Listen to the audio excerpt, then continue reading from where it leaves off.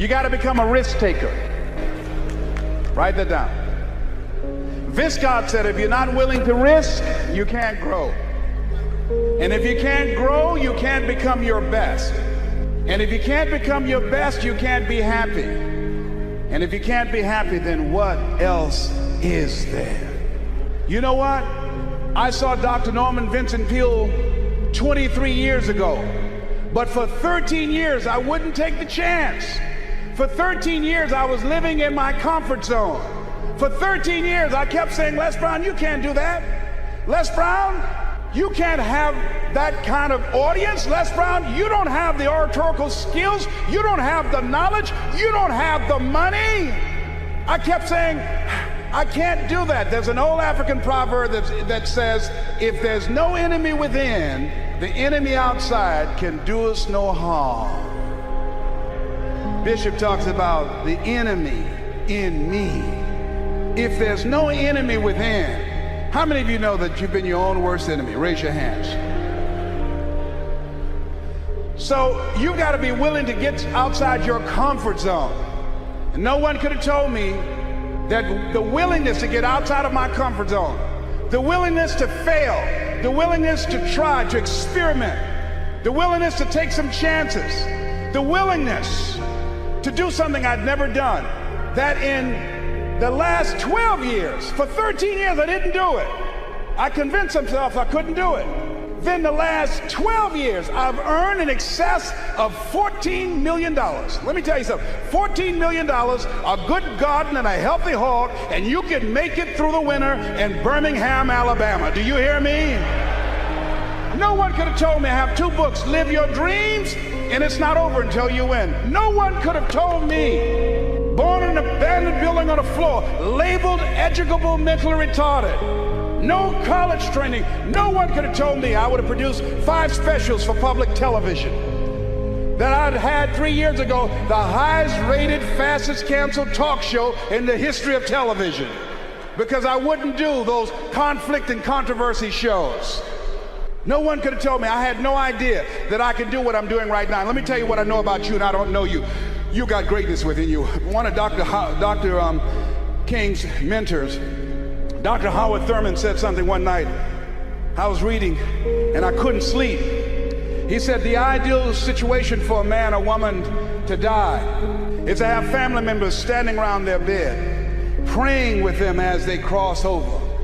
He said, but imagine, if you will, being on your deathbed, and standing around you are the ideas, the dreams that have been given to you by life, the talents, the gifts that you've never nurtured, that you never developed, the skills that you never did anything with, standing around your bed looking at you with large, angry eyes, saying, we came to you.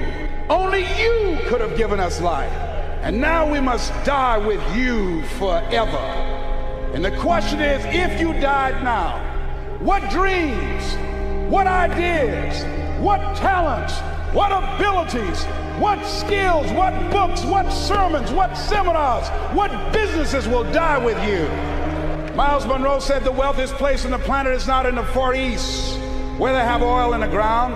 It's not in South Africa, where they have diamond mines. He said the wealthiest place on the planet is the cemetery, because there you'll find dreams not pursued, books never written, songs never sung, sermons never delivered, businesses never erected, talents never nurtured, skills never developed.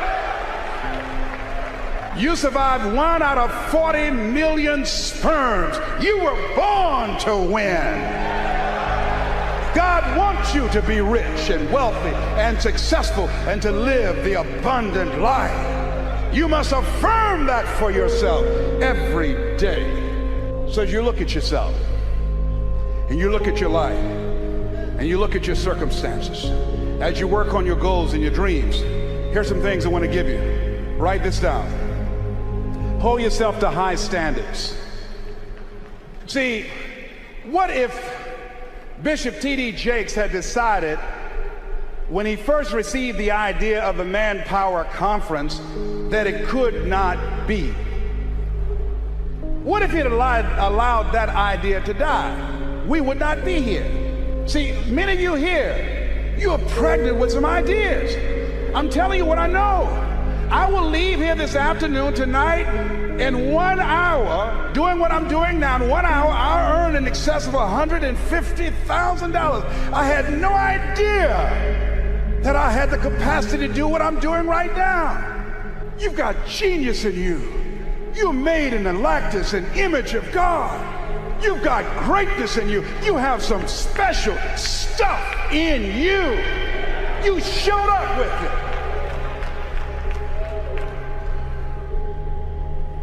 So as you look at your life and you decide to become a risk taker, make it okay to fail, to experiment, trial and error. Repeat after me, please. No test, no testimony. Yeah, you're going to face some hard times. What's the first thing they say when you get on an airplane before they take off?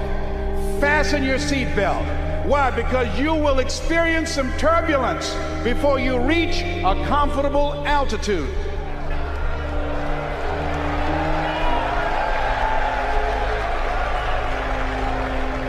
Life was testing me when the man looked at me and said, "You have prostate cancer. Your tumor is too large to have the surgery. We're going to give you radiation seed implants." The most anybody's ever gotten was 90. They gave me 238. I went back 3 weeks ago. They checked my PSA level, which indicates the presence of cancer in your prostate area. 1 to 4 is normal. Beyond that is that you have cancer and it's spreading. When I first went a year ago, it was 6.1. When I went 3 weeks ago at Howard University Hospital, they gave me an MRI, it was 10.5. The guy said, "I'm sorry to tell you this." I said, "What do you mean?" "You're in the same situation that you were in when you came here." Here's something I heard. At Christ Universal Temple Church, at a restaurant, Bishop T.D. Jakes was praying for a lady in a wheelchair. And it's odd how things come to you. When he finished praying for the lady, I'm sure there were some questions were asked that weren't verbal, that if the prayer worked, why didn't she get up and walk? And what he said as he was walking away, healing takes first, he said healing takes place first in the spirit.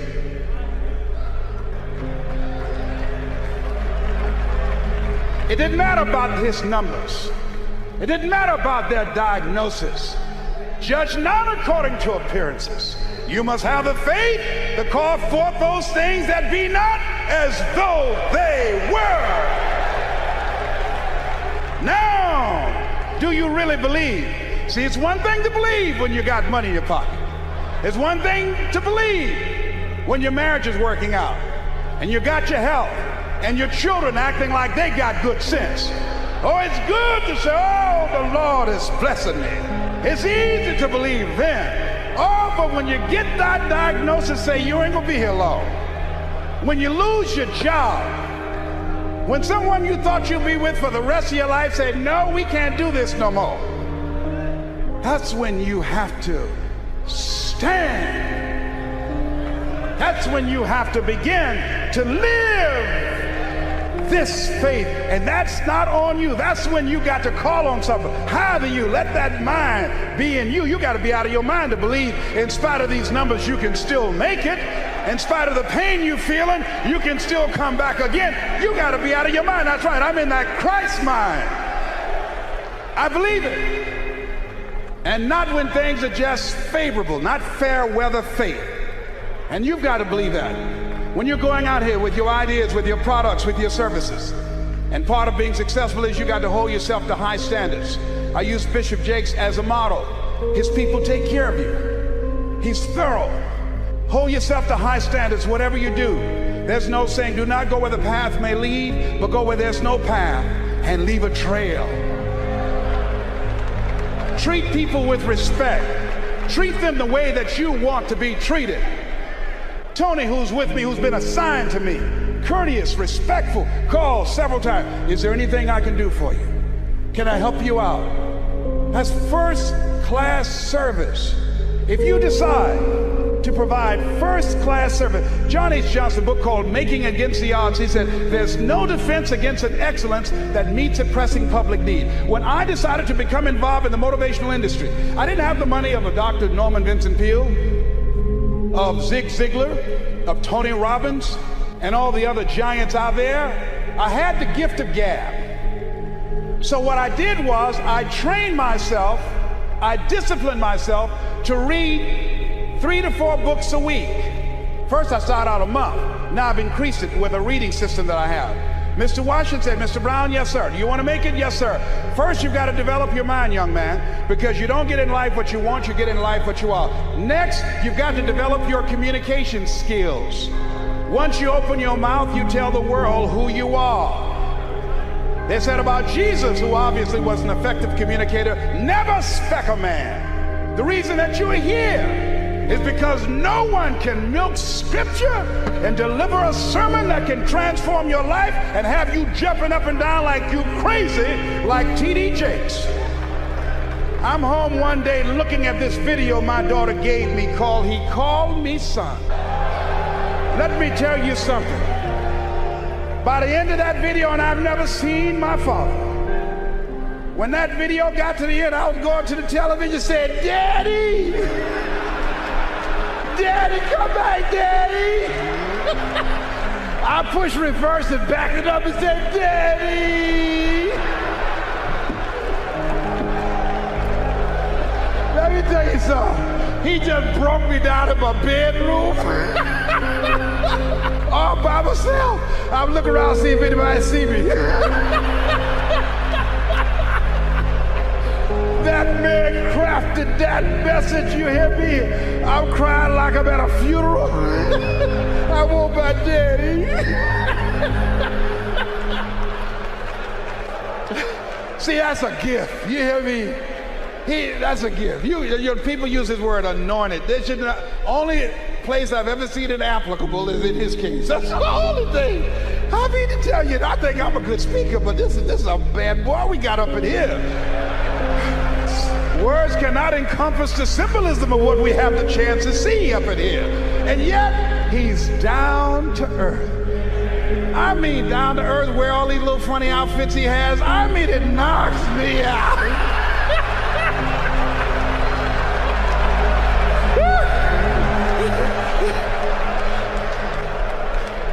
And let me tell you what my daughter said to me. My daughter, my oldest daughter, is on his advanced team.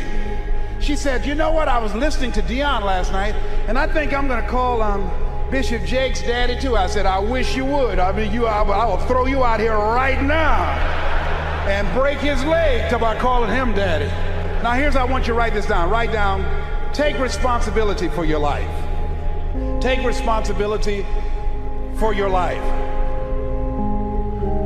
Now that's very important. Remember what Bishop said last night about Adam? Adam, when God asked him what happened, Adam did not want to take responsibility for what he had done. Men have always tried to escape that. So the reason I'm telling you that we got to start owning our stuff as men. Write down the next R, and that is not only responsibility, but be resourceful. A lot of men, I don't have it. I had it, I'll give it. If the women had that kind of attitude, the children would starve to death. The reason that they eat, the reason that they have some place to stay and to lay their heads and have clothes on their backs, because the women decide, I'm going to make it happen no matter what, and they're resourceful. My mama raised 7 without a man. She cooked. She cleaned houses. Here's something else that will cause you to reach your goals when you leave here. Write this down. Reasons, compelling reasons. While you're here, when you make this covenant with God, when you decide to live like a conqueror, when you decide to become more successful, to create wealth, to be a change agent in your community, what is it that can keep you on the straight and narrow, that will cause you to keep your commitment to your commitment? I used to do door-to-door sales with a man named Sam Axelrod. Sam Axelrod was intrigued by me because when he came to pick me up, he didn't have to blow his horn. I was downstairs waiting for Sam when he came around the corner. And unlike the men that work with him and other young people, when it got dark and Sam blew the horn, everybody ran to the station wagon. And they would do a head count. And they'd say, who's here? So everybody's here except Les. And they say, hey, Les, come on. No, I'm not coming, Sam. Why? I haven't sold anything. No one's sold anything, Les. It's a long run from Liberty City to Overtown. You got to pass the 20th Street Sharks and the 14th Street Game. The jitneys will stop running soon. I can't stop, Sam, until I sell something. See, my reason for going door to door is different than everybody else. Most people out there are trying to make some extra money to party on the weekend, or to buy a new outfit or a new bicycle. The reason that I was working was to take care of my mama.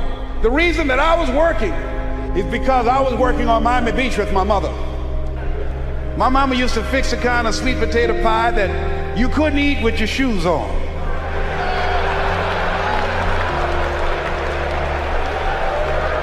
You had to take your shoes off so you can wiggle your toes.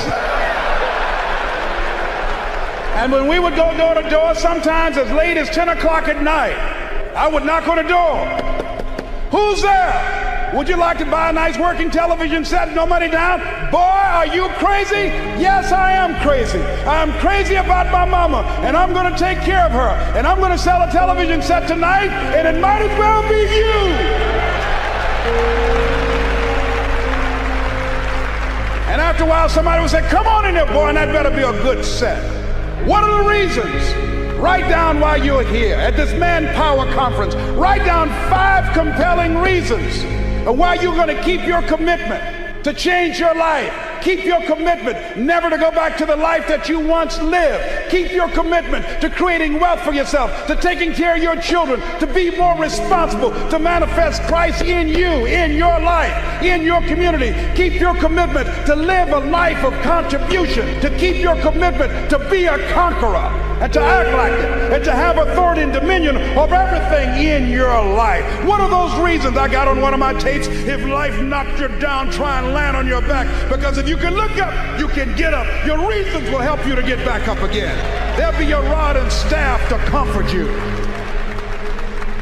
So you got to write down 5 reasons on everything that Bishop is saying, and Bishop Merritt, and all the different speakers, and the relationship seminar that Brother Lewis Greenup will do. How you will incorporate the principles from this Manpower Conference in your life and live them and manifest them and support them. Now here's one second to the last thing. Let us say together, you got to be hungry. Hold on. Mr. Walsh said, Mr. Brown, what do you want to do? Well, sir, I'd like to be a disc jockey. Mr. Brown, if you want to be a disc jockey, you got to be hungry. What do you mean by that, sir? You've got to be willing to do the things that others won't do in order to have the things tomorrow others won't have. He said you got to work on yourself, develop your mind. You don't get in life what you want, you get in life what you are. Always strive to get on top in life, because it's the bottom that's overcrowded. You got to be hungry. I said, yes, sir, I'm hungry. I want to be a disc jockey, sir. He said, is that right? I said, yes, sir. He said, start listening to Paul Harvey. Start listening to people who are effective communicators. Be conscious of what you're saying and how you're saying it, because how you express yourself, once you open your mouth, you tell the world who you are. See yourself as a radio disc jockey. Start working to get sponsorship. Start creating the radio format that you want. Start developing your personality. I said, wait a minute, sir. I said, I want to be a disc jockey. I don't have a job yet. And then he quoted Whitney Young. He said, it's better to be prepared for an opportunity and not have one than to have an opportunity and not be prepared. You got to be hungry.